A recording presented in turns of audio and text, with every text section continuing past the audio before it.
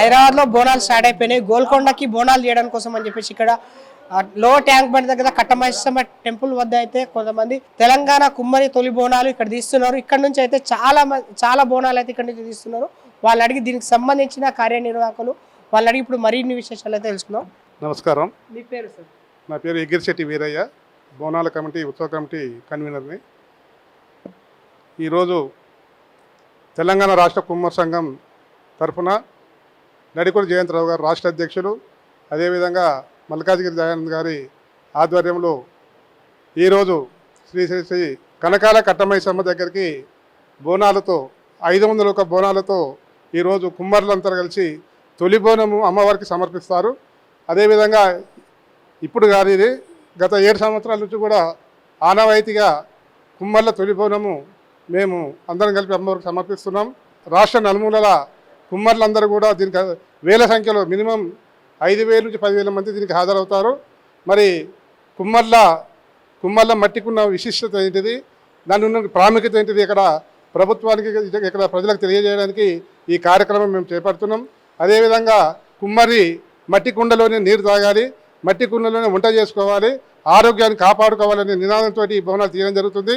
నిజంగా కూడా ఈరోజు వేరే ప్లాస్టిక్ కానీ ఇత్తడి కానీ వేరే పరికరాలలో వాడినట్టయితే క్యాన్సర్, బీపీ, షుగర్ అన్నీ కూడా వచ్చి ప్రజలు అనారోగ్యాలకు ప్రబలపడుతున్నారు. కాబట్టి ఈ మట్టి కుండ చాలా శ్రేష్టం. కాబట్టి మట్టి కుండలోనే నీరు తాగాలి, మట్టి కుండలోనే వంట చేసుకోవాలని ఏకైక నినాదంతో ఈరోజు ఈ బోనాల పండుగ తొలి బోనంగా మేము ఈరోజు తీస్తున్నాము.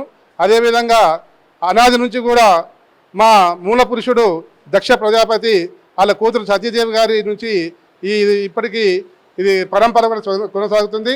కాబట్టి ఇదందరూ కూడా యావత్ ప్రజలందరూ కూడా దీన్ని తెలుసుకోవాలి. అందరూ కూడా మనం దీనికి కుమ్మర్లకు కూడా అటు వాళ్ళ జీవనోపాధి ఇక్కడ ప్రజలకు ఆరోగ్యం బారి నుంచి తప్పించుకోవడానికి ఇది ఏకైక మార్గం. ఈ మట్టి కుండల ప్రాముఖ్యత అని చెప్పేసి ఈ సందర్భంగా తెలియజేస్తున్నా. మరి దీనికి అన్ని జిల్లాల నుండి మినిమం ఈరోజు 10,000 మంది దాకా ఈ కుండల బోనంతో అక్కడ అమ్మవారికి సమర్పించడం జరుగుతుంది. అదేవిధంగా ప్రజలు కూడా కనకాల కట్టమైసమ్మ అమ్మవారి మహిమలు కూడా చాలామందికి గొప్పగా చెప్పుకుంటారు. కాబట్టి ఇది అందరు నడిపొడ్డున, హైదరాబాద్ నడిపొడ్డున అందరికీ తెలియజేసే విధంగా చేయడం అనేది మా ఆనవాయితీగా వస్తుంది. కాబట్టి ఈ సందర్భంగా నేను తెలియజేస్తున్నాను. జై కుమ్మర, జై జై కుమ్మర. సరే, ఇక్కడ మెయిన్గా చూసుకున్నట్లయితే దాదాపు 500 వరకు అది బోనాలు అయితే తయారు చేస్తున్నట్టు మనకు తెలుస్తుంది. ఇక్కడ ఎక్కడి నుంచి ఎక్కడి వరకు ఊరేగింపు ఉంటుంది సార్? ఎక్కడి నుంచి ఎక్కడి వరకు మళ్ళీ మీరు గోల్కొండ బోనాలు చేరుకోవడానికి ఎంత టైం పడుతుంది సార్? నార్మల్గా గోల్కొండ బోనాలు ఉదయం 7:30కే మా పెద్దలు రాష్ట్ర సంఘం నాయకులు అక్కడ పోవడం జరిగింది. ఆల్రెడీ అక్కడ బోనం కూడా ఎక్కియడం జరిగింది. అక్కడి నుంచి వాళ్ళు ఇక్కడికి వస్తారు. ఇక్కడ ఓన్లీ ఇక్కడ కుమ్మరు మాత్రమే గోల్కొండ బోనాల కాడ అందరూ అన్ని కులాల వారు కూడా అక్కడ బోనాలు వెళ్తారు అమ్మవారికి. అక్కడి నుంచి ఇక్కడ కుమ్మరి వారు అక్కడ కొంతమంది 200-300 మంది మా వాళ్ళు అక్కడ వెళ్ళారు ఆల్రెడీ. ఇక్కడికి వాళ్ళు వస్తారు. ఇక్కడికి వచ్చిన తర్వాత అన్ని జిల్లాల నుండి వేల సంఖ్యలు ఇక్కడ పాల్గొని ఈ 501 బోనాలతో అక్కడ ప్రయాణం చేస్తారు. ఇక్కడ జగదీష్ టెంపుల్ నుంచి కనకాల కట్టమైసమ్మ వరకు సుమారు 2.5 కిలోమీటర్లు ఇక్కడ నుంచి అక్కడ ఊరేగింపుగా వెళ్ళి పూతరాజులతోటి, శివశత్రులతోటి, అదేవిధంగా పలహారాల బండితోటి కూడా ఈ ఊరేగింపు జరుగుతుంది.